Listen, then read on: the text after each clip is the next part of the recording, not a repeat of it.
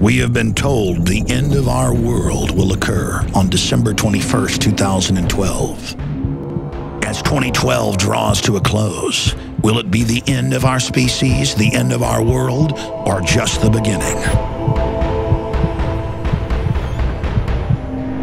In case you haven't heard, the world is going to end in 2012. December 21st, 2012. The Mayan calendar basically predicts that the world will end in 2012. The world is not going to end December 21st, 2012, coming up in just a few days. It is a hoax. It is a premeditated fraud. No Mayan scholars, no archaeologists have ever come out and looked at the Mayan prophecies in the Mayan calendar and said that it states there's going to be an end of the world. The whole thing is a 30-plus year manufactured hoax, a total and complete scam. And we're going to break down exactly who is behind it and why the mainstream media has been peddling this for decades. Did the Maya think the world would end in 2012? No, they didn't. Now, the Mayan people are fighting back, saying that the idea of the world coming to an end in 2012 did not come from their calendar.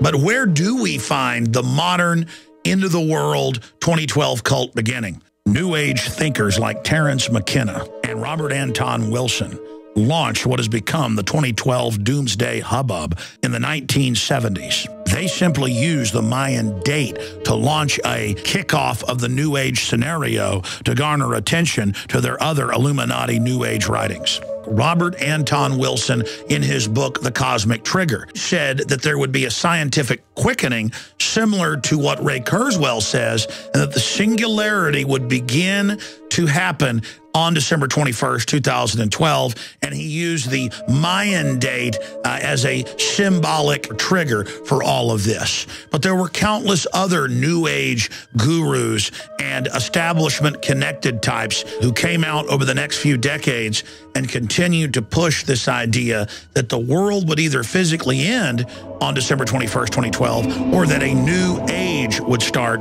at that point.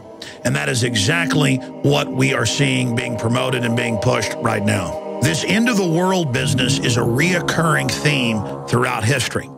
And it gets people to cop out and to not be involved in their daily lives. It makes you have a feeling of powerlessness. And governments and different institutions have always been happy to promote this. The establishment for hundreds of years has gotten Christians to not be politically involved because going back to the time of the Gnostics, they always believed the world was ending next week.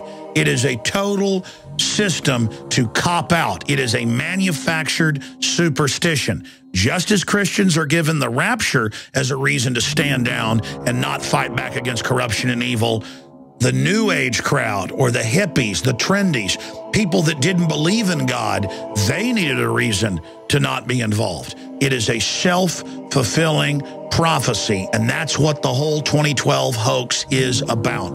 An artificial superstition to make people turn control of their lives over to the globalist technocrats. Strangely enough, we find the answer to our current superstition in ancient cultures like the Mayan.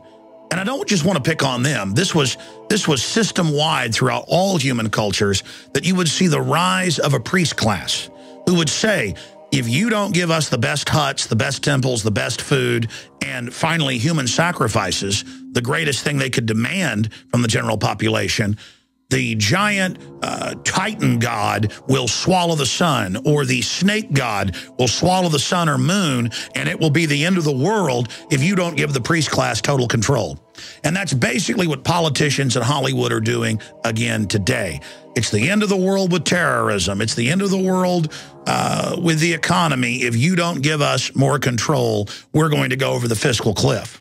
You remember Karl Rove when he told the New York Times that it doesn't matter if we lie to people, it doesn't matter if we change the political narrative tomorrow, up is down, down is up in a 1984 fashion, because we in the governing class are history's actors now.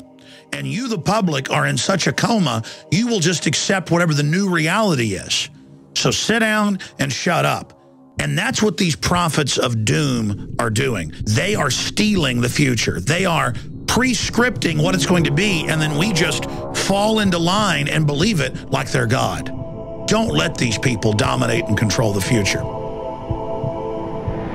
conclusion, I want to cover some real threats that could not just destroy the human species, but could destroy this beautiful planet itself. Many top physicists and scientists are on record saying that these giant cyclotrons and superconducting supercolliders like the Hadron facility in Europe are engaged in experiments that could possibly destroy this planet. By switching on a $10 billion machine in an attempt to recreate the Big Bang. But critics are worried it will create a black hole which could swallow the Earth. Interestingly enough, CERN goes live on December 16th through the 21st. Many scientists have warned that nanotech could get out of control and create a self-replicating manufacturing system that would overtake the surface of the globe in just a matter of days. In hundreds of major studies, GMO crops that have been eaten by Americans for decades cause near total sterility, brain damage, and deformities in the different rodents that they've been fed to. Major universities for decades have been stampeding each other to publish things like the mousepox recipe that can be redesigned for humans very easily and inexpensively and kills more than 90% of mammal species that come in contact with it. And then, of course, there's the good old-fashioned threat of nuclear weapons. More than 60,000 of them held by governments right now, onboard aircraft, underwater submarines, missile cruisers. Back in the 1960s, many nuclear physicists believed that high-altitude detonations of hydrogen bombs could blow a hole in our atmosphere and that the planet could become dead.